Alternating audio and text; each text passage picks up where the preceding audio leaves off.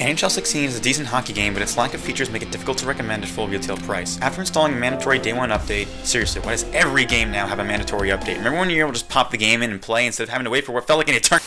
Then you're ready to start. If you've played any NHL game before, then you pretty much know what you're getting yourself into, a hockey simulator that tries to be as realistic as possible. Needless to say, the game looks gorgeous, and at times it becomes hard to distinguish whether or not you're playing a video game or watching an actual NHL broadcast. However, it is this attempt at realism that may or may not turn off new players from the experience. The game has a relatively steep learning curve and takes a while to get used to because much like in real life, your players don't turn and stop on a dime. While it makes the game feel more lifelike, it also makes seemingly simple tasks like recovering the puck and preventing a goal while on defense often feel like it just comes down to luck rather than skill, since it's difficult to react quickly in certain situations.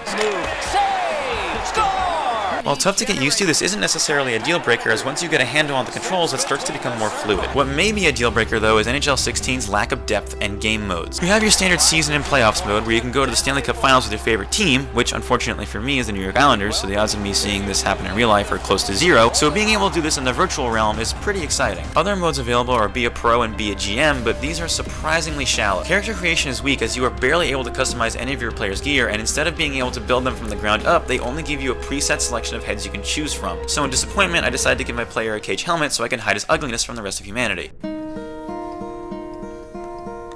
Hello darkness, my old friend, I've come to talk.